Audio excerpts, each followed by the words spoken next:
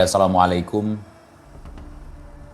salam teman-teman semuanya, selamat malam untuk sahabat-sahabat TJ semuanya. Semua klaim sendiri, si Rizik imam besar, siapa yang ngeklaim? Komplotannya sendiri. Aku nggak mengakui. Ketika kita nggak mengakui, kita dibilang PKI, kita dibilang murtad, kita dibilang kafir. Begitu, kalau kita nggak mengakui si Rizik itu sebagai imam besar, kita kafir. Syahadah kita akan batal. Coba pelajari lagi Islam. Itu bukan agama Islam, itu agama Datu. Ajaran Mufti Petamburan. Asyhadu an la ilaha illallah wa asyhadu anna Muhammadar Rasulullah. Nggak ada si Rizik imam besar di situ. Nggak ada habaib cucu Nabi di situ. Mengganggu orang suka, caci maki orang suka, hina orang suka. Ketika itu dibalas ke mereka, mereka akan mengatakan, kita dizalimi. Kurang ajar dengan cucu Nabi. Kurang ajar dengan cucu Al-Imam Faqihil Muqaddam. Kurang ajar dengan cucu Ubaidillah bin Salabin. Abrakadabra. Karena nggak ada orangnya. Nggak tahu gua bin siapa. Bin Ahmad. Nggak ada. Ahmad bin Isa Al-Abah. Nggak ada anak namanya Ubaidillah. Ya kroco-kroco kau lah. Kau nasihatin. Bukan marah-marah sama gue. Dulu lu tuduh gue suul adab sama cuk Nabi. Cuk Nabi dari mana? Cuk Nabi dari Hong Kong, dari Tarim. Maka gua simpulkan, habaib itu adalah pendusta, pembohong, tukang adu domba. Bukan ulama. Kemudian ketua daripada Robitoh. Ketua Robitoh, ketua Habib, bosnya Habib mengatakan bahwa ulama pengawal habaib itu dusta yang sangat nyata. Gua tidak terima itu. Ulama itu pengawal habaib. Lu pikir ulama itu centeng kau? Gua nggak terima itu. Terus mereka memanfaatkan momen untuk membesar-besarkan diri, membesarkan namanya. Tapi nggak berhasil. Kalau di Aceh gua cegat. Ketika kita cegat, kita dituduh sebagai tukang hasut, tukang ngadu domba, tukang fitnah. Padahal mereka lah tukang fitnah. Mereka lah tukang bohong, mereka lah tukang ngadu domba. Walaupun tidak bisa 100% mengikuti akhlak Nabi, ya kan? Mengikuti sifat Nabi, ya paling tidak. Ya kan? Paling tidak punya pengetahuan tentang bagaimana sifat Rasulullah, bagaimana akhlak Rasulullah. Bisa menjadi teladan, bisa menjadi contoh buat orang lain. Kalau gitu ngapain? Pakai sorban joget-joget. Di Aceh nggak laku seperti itu. Kecuali sekarang para mukibin, bagi kami masyarakat Aceh nggak laku begitu. Ada orang alim, ulama, kemudian lagi cucu Nabi, pakai sorban joget-joget. Pakai sorban, pakai gamis atau daster polos joget-joget. Kira-kira ada ulama kita seperti itu? Ulama Yahudi ya. Sama ulama India, ulama Vrindavan. Neng. Itu ulama Vrindavan.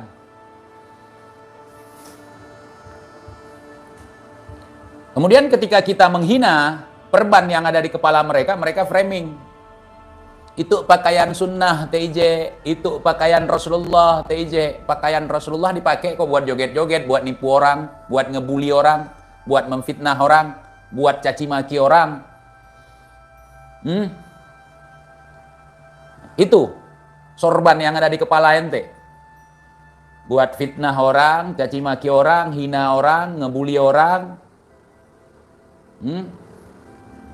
buat bodoh-bodohin orang gitu, buat bangga-banggakan diri sebagai cucu mulia walaupun tidak terbukti, tidak terkonfirmasi. Saya itu nggak bisa kalian kibuli. Kenapa? Yang pertama saya cari tahu siapa kalian.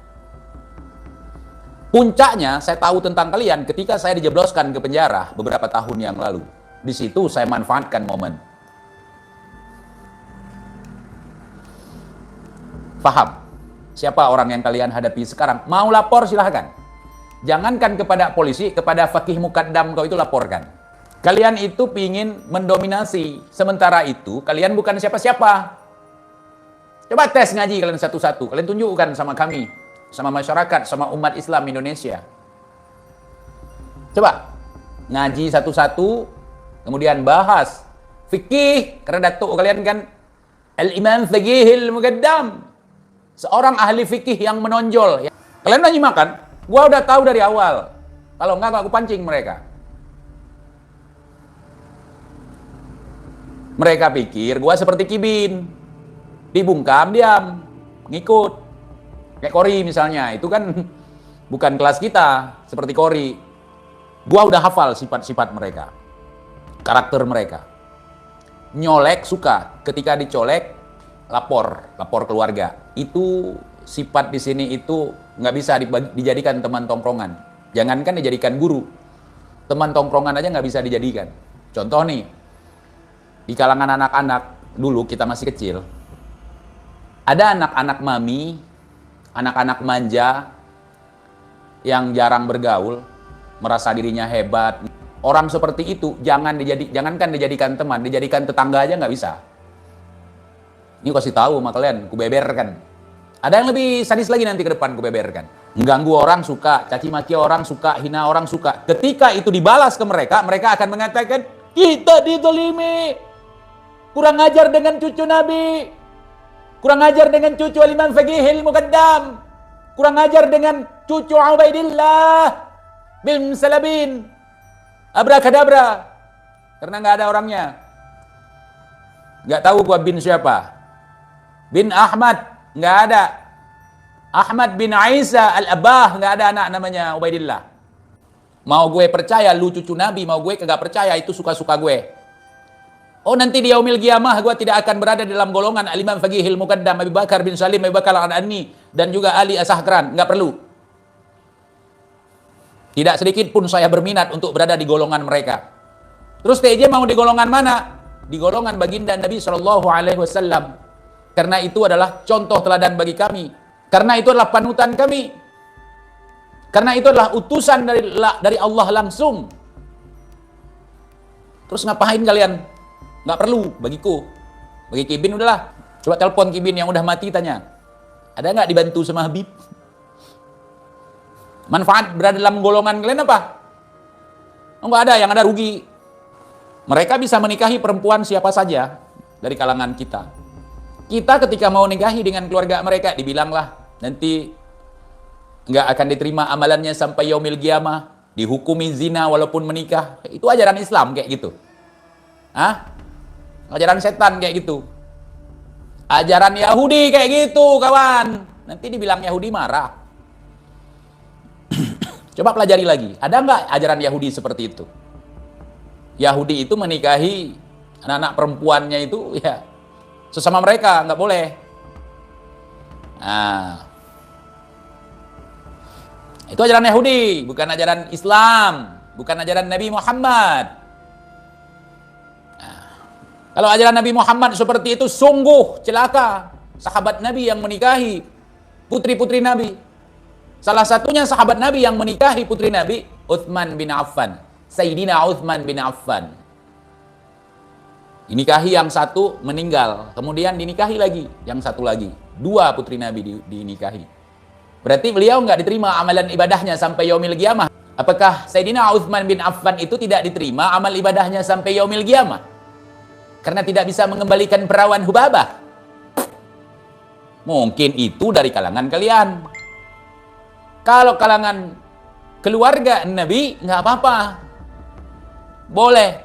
Walaupun bukan sayyid, walaupun bukan zuriyah Nabi. Boleh. Nah, terus kalian siapa? Bilang aja, kalau cucu Wa Ubed nggak boleh dinikahi. Kalau bukan sesama mereka. Nah, coba, masih ada yang lain, sahabat Nabi itu. Yang menikahi keluarga Nabi, saudara. Kemudian ajaran mereka terbalik, sungsang. Mungkin mereka baca kitabnya model si Bahar. Ya'ni fi dzambih minal mu'minin yakhruj. Dari kiri ke kanan kitab Arab. Coba dipelajari lagi. Yang harus diikuti itu siapa yang lebih utama? Seorang yang alim dengan orang yang bernasab. Mereka bilang orang yang bernasab, walaupun dia bodoh, tetap kita harus mengikuti dan menghormatinya. Lebih diutamakan. Nggak ada seperti itu. Apa yang kita pelajari dari orang bodoh? Cuman modal nasab. Contoh nih, kalian belajar ilmu pertukangan dari tukang yang bukan keturunan tukang, sama keturunan tukang tapi nggak bisa ilmu pertukangan. Kalian lebih memilih siapa? Kalau kalian mukibin, maka kalian akan belajar kepada orang yang keturunan tukang walaupun tidak bisa ilmu pertukangan. Coba kalian kaji itu. Dari Habib bodoh, apa yang mau kita pelajari? Yang pinter aja kagak kelihatan pinter. Cuman bacot doang. Apabila nasab itu lebih utama daripada ilmu, maka sungguh Abu Lahab tersambung sebagai keluarga baginda Nabi, sebagai kerabatnya Rasulullah Sallallahu Alaihi Wasallam. Ada yang meragukan Abu Lahab sebagai paman Nabi. Tapi apa yang mau dipelajari sama dia? Coba mikir. Orang gila dijadikan wali, orang waras dibilang gila. Sungsang otak mereka. Kiai Imad dibilang orang gila, orang bodoh, belajar di kandang kebo, bukan kiai, tidak usah diikuti. Sementara Kiai Imad itu wawasannya, Masya Allah, pengetahuannya luar biasa, ilmu pengetahuannya tidak diragukan lagi. Dibandingkan dengan 1 second sama Abu Bakar Gresik itu. Kemudian buat perbandingan lagi. Kalau kiai, seorang kiai yang alim kemudian gila, maka kiainya itu akan hilang, ilmunya akan hilang. Seorang habib walaupun gila, kehabibannya tidak akan gila. Karena habib itu zat, bukan sifat. Zat. Kalau kiai itu sifat. Makanya kalau milih perbandingan itu zat sama zat, sifat sama sifat. Bukan zat sama sifat. Ngerti? Kalau nggak ngerti, aku kasih paham. Ya kalau seorang yang berilmu, beliau gila, beliau diangkat ilmunya oleh Allah karena keterbatasan beliau, karena kekurangan beliau. Loba gaya siate. Iya, emang kenapa? Nggak terima kau? Maka aku bilang mereka itu pendusta, penipu.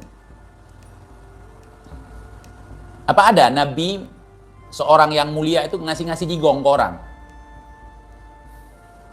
Ya nggak ada, mustahil.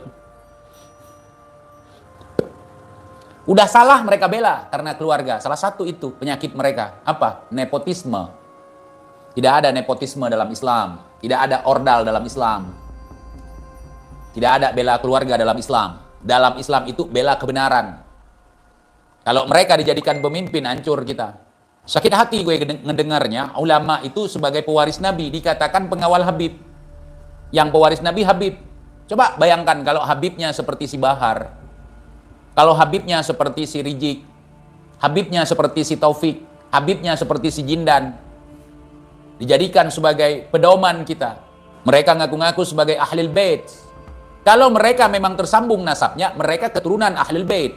Tapi kalau mereka tidak tersambung nasabnya, boro-boro Ahlul Bait, keturunan Ahlul Bait saja bukan. Itu aja. Ente buktikan itu aja. Kalau hari ini ente bisa buktikan itu, saya akan mewakili kalian untuk mengatakan kepada orang-orang mereka adalah Ahlul Bait, ada datanya. Kalian pikir buku kalian buat itu di Rabithah itu belum kubaca? Tunggu aja, buku itu akan menjadi bahan untuk menyerang kalian.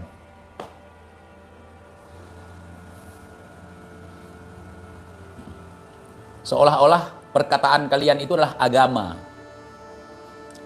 Hampir semuanya perkataan kalian itu adalah dusta. Cerita-cerita dongeng yang kalian karang-karang, yang dikarang sama leluhur kalian, atau kalian diprank sama leluhur kalian. Kalian ajarkan kepada kami. Apa yang mau diikuti dari kalian? Arogan, ingin menang sendiri, egois. Tidak ada pada ulama karakter seperti itu. Ulama itu penuh dengan kebijaksanaan. Tidak berani menuduh, apalagi menfitnah seseorang. Apalagi dengan mengatakan, ente mati dalam keadaan su'ul khatimah karena tidak mendengar omongan kami. TIJ gede omongan doang. Betul. Omongannya gede, badannya gede, nyalinya gede, otaknya gede, beda sama Habib. Bacotnya aja yang gede, nyali kagak ada. Nyali aja harus patungan. Otak secomberan. Fitnah, caci maki, adu domba, persekusi, ngancam-ngancam. Gue coba ente ancam gue. Ancam perangi gue. Gak berani ya? Coba kibin kau yang ada di Aceh, yang ada di seluruh alam semesta ini kau kumpulkan kepung TJ. Kira-kira TJ akan lari nggak? Kalian kejebak, makanya aku bilang jangan memfitnah. Ketika kalian mengobarkan cerita bohong, disitulah kalian masuk perangkap kalian sendiri. Ini saya buktikan nih. Setelah saya masuk penjara, dilaporkan sama si Alwi, kemudian dikirimi pengacara dari Robitoh Alawiyah yang namanya Faisal, Habib Faisal, yang orangnya tinggi besar, orang Yaman katanya, orang Terim, orang Arab, cucu Nabi, hidungnya kayak pelepah kelapa. Mereka buat framingan, TIJ ini setelah masuk penjara, itu ditarik oleh intelijen Polda, intelijen Polri kata mereka.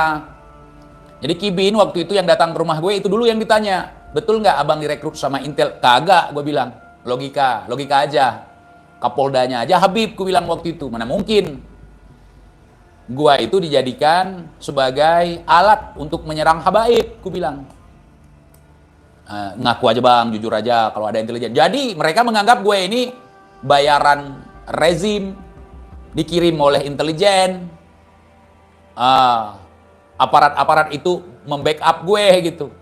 Salah lu sendiri. Kenapa lu pakai cara seperti itu untuk menjatuhkan TIJ? Justru itu mengangkat TIJ. Kibin kalian yang nyungsep. Salah main kalian, bukan begitu cara bermain. Nanti kalau memang butuh, ku ajarin kalian cara membuat strategi, cara bikin propaganda, cara bikin serangan yang mematikan mental lawan gitu. Biar ku ajarin. Aku khatam belajar itu.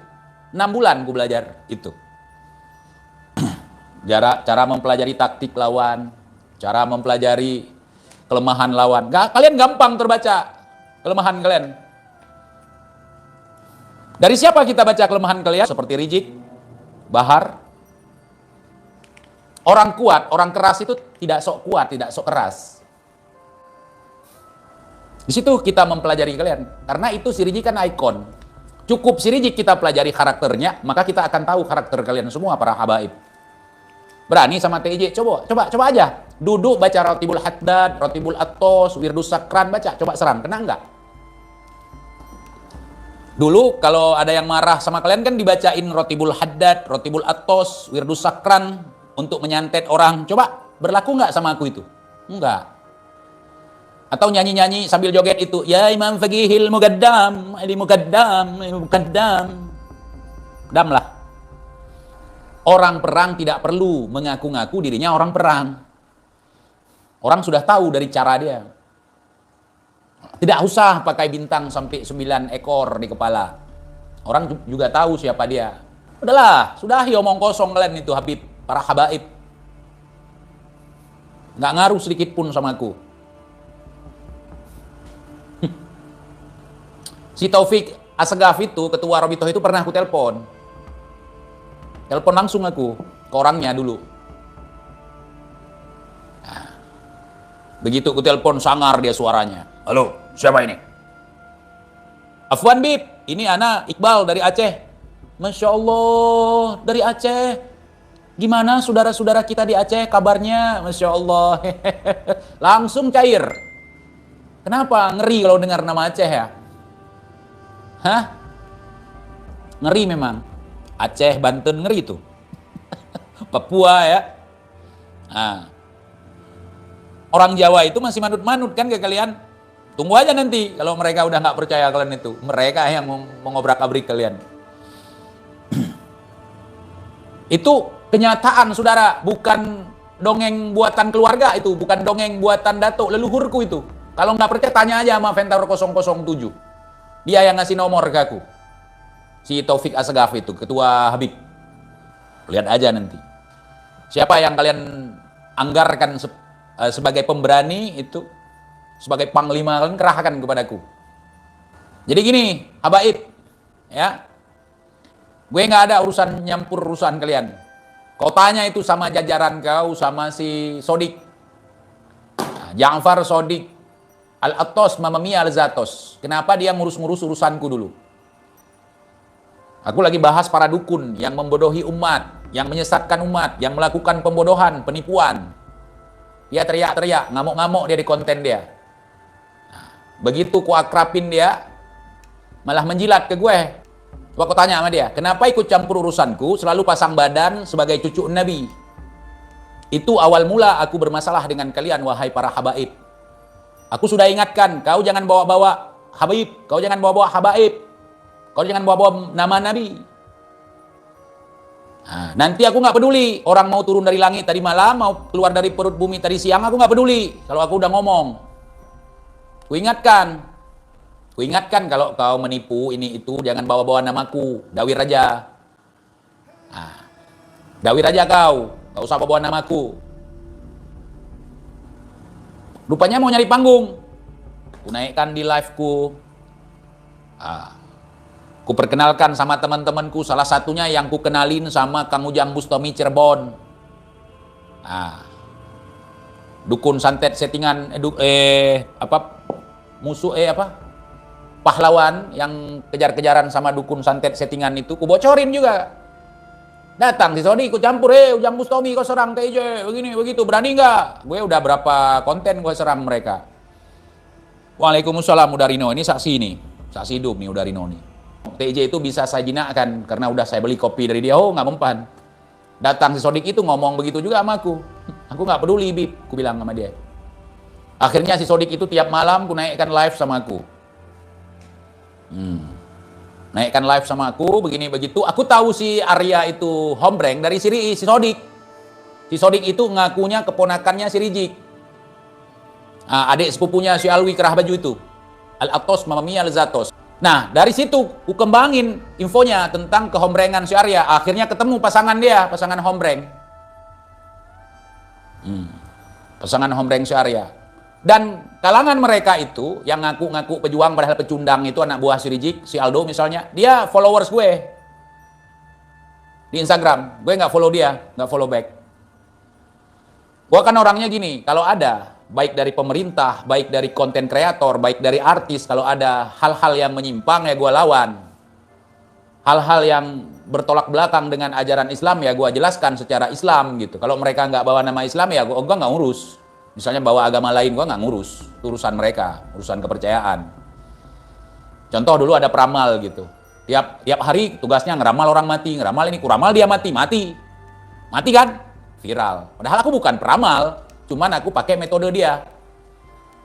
Nah, cara menyerang orang yang paling bagus adalah dengan menggunakan metode dia sendiri. Dulu ada perempuan tukang ramal tuh, pesawat jatuh lah, artis matilah, artis cerai lah.